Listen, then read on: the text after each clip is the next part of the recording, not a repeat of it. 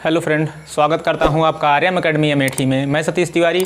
आज हम सब मौलिक अधिकार में जो भी हमारे मौलिक अधिकार बचे हुए हैं, आज हम सब उसको कवर करेंगे। इससे पहले हमने 2 वीडियो अपलोड कर दी है मौलिक अधिकार पर, जिसमें कि हमने 2 मौलिक अधिकार पढ़ लिए हैं। पहला समता एवं समानता का अधिकार, दूसरा स्वतंत्रता का अधिकार। आज जो पढ़ने जा रहे हैं वो शोषण के विरुद्ध अधिकार से लेकर के संवैधानिक उपचारों के अधिकार तक के पॉइंट को हम आज कवर करेंगे। इससे पहले जो हमने वीडियो अपलोड की है, अगर आपने अभी तक नहीं देखा है तो आपको डिस्क्रिप्शन बॉक्स में लिंक मिल जाएगी, आप सब वहां से जाकर देख लेंगे। अगर आपने देखा है तो आपको आशा करता हूं कि काफ़ी सारी मदद मिली होगी। अगर आप हमारे टेलीग्राम चैनल से जुड़ना चाहते हैं तो उसकी भी लिंक आपको डिस्क्रिप्शन बॉक्स में मिल जाएगी। चलते हैं, शुरू करते हैं। फंडामेंटल राइट्स, मौलिक अधिकार, जो कि इस पर हमारी तीसरी वीडियो है। छोटा छोटा पार्ट बनाया जा रहा है जिससे कि वीडियो लंबी न हो और आपको समझ में आ जाए। ठीक, तो शुरू करते हैं शोषण के विरुद्ध अधिकार। इससे पहले हम पढ़ने से पहले, इसको शुरू करने से पहले जान लेते हैं पिछली जो वीडियो में हमने कुछ बातें की हैं इसके बारे में। तो हमने जो बताया था कि मौलिक अधिकार हमारा जो था वो भाग 3 में था। किस भाग में था? भाग 3 में था। ठीक, और जो अनुच्छेद था वो 12 से 35 के मध्य में इसका वर्णन है। किसमें? 12 से 35 के मध्य में। और इसे अमेरिका देश से लिया गया है। कहाँ से? अमेरिका देश से ले गया। ये तो हो गई कुछ बातें हैं। ठीक, उसके बाद जो हमने पहला पढ़ा था मौलिक अधिकार वो था समता एवं समानता का अधिकार। ठीक, इसको हमने अनुच्छेद 14 से 18 के बीच में देखा था। इसमें जो अस्पृश्यता का अंत था, उपाधियों का अंत था, लोक नियोजन के विषय में समानता थी, तो इसके विषय में हमने पहले मौलिक अधिकार में देखा था। और जो हमारा दूसरा मौलिक अधिकार था वो था स्वतंत्रता का अधिकार। स्वतंत्रता का अधिकार जो कि 19 से अनुच्छेद 22 के बीच में हमने देखा था। ठीक, इसमें था गिरफ्तारी के विषय में 3 संरक्षण प्राप्त थे, दोष सिद्ध होने के विषय में अपराधी को 3 संरक्षण प्राप्त थे, और अभिव्यक्ति की स्वतंत्रता थी। ठीक, इसमें इसी में था कि 84वें संविधान संशोधन में 21 का में 2001 या 2 में कन्फर्म नहीं है अभी कि वो जोड़ा गया था। तो यहाँ तक हमने समझा था। ठीक, अब आज शुरू करेंगे हम शोषण के विरुद्ध के अधिकार से, जो कि अनुच्छेद 23 और 24 के मध्य में आता है। ठीक, इसी अनुच्छेद 23 और 24 को जानेंगे कि अनुच्छेद 23 में क्या है और अनुच्छेद 24 में क्या है। ठीक, तो अनुच्छेद जो 23 है हमारा, 23 वो कहता है मानव व्यापार। क्या? मानव व्यापार, बालात श्रम और बंधुआ मजदूरी। बंधुआ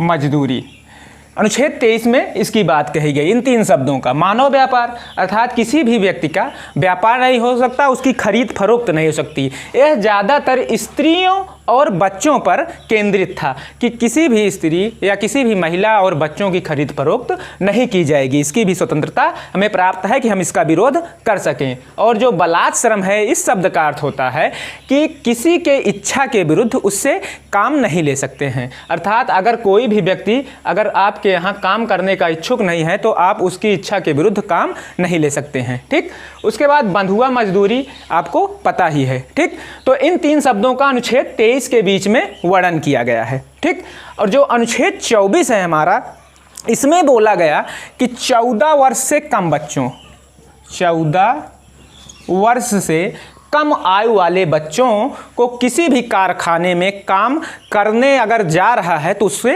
रोकना। इसकी भी स्वतंत्रता हमें प्राप्त है कि उसकी उम्र 14 वर्ष से अगर कम है तो उसे कारखाने में काम करने के लिए नहीं जाने देना है। ठीक, तो ये तो हमारा शोषण के विरुद्ध अधिकार हो गया, जो कि अनुच्छेद 23 और 24 के बीच में आता है।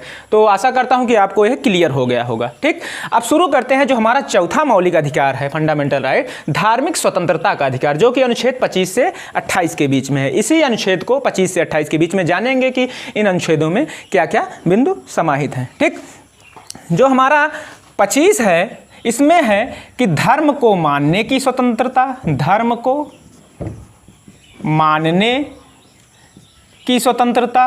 उसके बाद इसी अनुच्छेद 25 में उसके आचरण और प्रचार, अनुच्छेद 25 कहता है कि धर्म को आप जिस धर्म को मान रहे हैं उसको मान सकते हैं, मतलब किसी भी धर्म को आप मान सकते हैं। उसके आचरण अर्थात मतलब हो गया कि सामूहिक जो समारोह होता है, धार्मिक पूजा, उसकी परंपरा का आप प्रदर्शन कर सकते हैं और इसका प्रचार भी कर सकते हैं। इससे आपको कोई वंचित नहीं कर सकता है, इस पर कोई विरोध नहीं कर सकता है, इसकी भी आपको स्वतंत्रता प्राप्त है। ठीक। और जो अनुच्छेद 26 है, 26 यह कहता है कि धार्मिक प्रबंध की स्वतंत्रता। ठीक। अनुच्छेद 26 कहता है कि धार्मिक प्रबंध की स्वतंत्रता अर्थात आप नए धार्मिक स्थल की स्थापना कर सकते हैं। ठीक। इसका भी कोई विरोध नहीं करेगा, चाहे वो किसी भी धर्म का हो, जो आप धर्म मान रहे हैं, अगर उसका उस स्थल किसी भी स्थल का उस धर्म से संबंधित आप उसका प्रबंध करते हैं तो इसकी भी आपको स्वतंत्रता है। उसकी जो चल और अचल संपत्ति है, इसके अर्जन की भी आपको स्वतंत्रता प्रदान की गई है। ठीक। और जो अनुच्छेद 27 है, काफ़ी महत्वपूर्ण अनुच्छेद है, अनुच्छेद 27 को देख लीजिएगा। कर, आप किसी भी मतलब धार्मिक संस्थान में या धर्म से संबंधित कोई भी चीज़ है उसमें आप किसी भी व्यक्ति को कर देने के लिए बाध्य नहीं कर सकते हैं कि आप कर दें इसके विषय में। ठीक। हाँ, अगर वह व्यक्ति इच्छुक है तो उसके लिए अनुदान कर सकता है, चंदा दे सकता है, अगर वह इच्छुक है। ठीक। अब लास्ट है हमारा अनुच्छेद 28। अनुच्छेद 28 क्या कहता है कि आप किसी भी धार्मिक स्थल पर जा सकते हैं, उसकी उपासना में उपस्थित हो सकते हैं, परंतु जो भी राजपोषित शिक्षण संस्थान है, जो भी राजपोषित शिक्षण संस्थान है, उन शिक्षण संस्थानों में धर्म से संबंधित किसी विशेष धर्म से संबंधित शिक्षा नहीं दी जाएगी। तो ठीक क्लियर हो गया होगा आपको। ये भी मौलिक अधिकार चौथा जो था धार्मिक स्वतंत्रता का अधिकार, जो कि हमने अनुच्छेद 25 से 28 के बीच में इसको जाना। ठीक। अब शुरू करते हैं जो हमारा पांचवा मौलिक अधिकार है, संस्कृति एवं शिक्षा संबंधी अधिकार, जो कि अनुच्छेद 29 और 30 के बीच में है। अनुच्छेद 29 में क्या है और अनुच्छेद 30 में क्या है, इन्हीं विषयों को हमको जानना है। तो अनुच्छेद 29 में क्या है, अल्पसंख्यकों के हितों का संरक्षण है। मतलब अल्पसंख्यक शब्द से ही आपको पता चल रहा होगा कि जिसकी संख्या कम हो, देश में या राज्य में जिसकी संख्या कम हो, तो मतलब अल्पसंख्यकों के हितों का संरक्षण। कोई भी अल्पसंख्यक है उसको उसकी भाषा, लिपि और संस्कृति को सुरक्षित रखने का इसको अधिकार है। ठीक। उसके बाद है 30 में अल्पसंख्यक को मतलब अल्पसंख्यक के शिक्षा संबंधी प्रावधान का अधिकार, मतलब प्रावधान की स्वतंत्रता कि अल्पसंख्यक को शिक्षा से संबंधित को कौन कौन सी व्यवस्था दी जाएगी। अगर कोई भी अल्पसंख्यक उसकी भाषा और लिपि या संस्कृत के आधार पर अगर वह किसी भी शैक्षिक संस्थान में एडमिशन चाहता है या प्रवेश चाहता है तो उसको वहाँ से मतलब वहाँ जाने से रोका नहीं जाएगा, मतलब उसको प्रवेश दिया जाएगा। इसकी भाषा या संस्कृत के वजह पर इसको वंचित नहीं किया जाएगा। और अगर अल्पसंख्यक अपना कोई भी शैक्षिक संस्थान अगर खोलना चाहता है, कोई भी विद्यालय या स्कूल की स्थापना करना चाहता है तो वह मतलब कर सकता है और राज्य इसकी मदद भी करेगा और जो भी उचित होगा, जो भी नियम होगा, इसके लिए वह अनुदान देगा, इसके लिए वह चंदा भी देगा। ठीक। तो अनुच्छेद 30 तो संस्कृति एवं शिक्षा संबंधी अधिकार अल्पसंख्यकों के हितों का संरक्षण 29 में और 30 में अल्पसंख्यकों के शिक्षा संबंधी प्रावधान का संरक्षण है। ठीक। लास्ट हमारा है छठा, जो कि काफी महत्वपूर्ण है, संवैधानिक उपचारों का अधिकार, जो कि अनुच्छेद 32 में है। इसी अनुच्छेद 32 में इसी अनुच्छेद को भारतीय संविधान की आत्मा कहा। किसने? भारतीय संविधान की आत्मा कहा किसने? डॉक्टर भीमराव अंबेडकर जी ने। किसने कहा? डॉक्टर भीमराव अंबेडकर जी ने भारतीय संविधान की आत्मा, संवैधानिक उपचारों के अधिकार या अनुच्छेद 32 को कहा है। ठीक, यही एक प्रश्न कंफ्यूज करने के लिए आता है कि भारतीय संविधान की आत्मा तो प्रस्तावना को भी कहा जाता है, तो यहाँ पर कंफ्यूज नहीं होना है। इसको ठाकुरदास भार्गव ने कहा था। इससे पहले हमने वीडियो में आपको बताया था, ठाकुरदास भार्गव ने इसको कहा था। ठीक, कभी कभी क्वेश्चन ये भी आएगा कि भारतीय संविधान की आत्मा किसे कहा जाता है। जब तक डॉक्टर भीमराव अंबेडकर का नाम प्रश्न में नहीं समाहित होगा तब तक आप संवैधानिक उपचारों के अधिकार या अनुच्छेद 32 को नहीं लगाएंगे, सिर्फ प्रस्तावना को ही आपको लगाना है।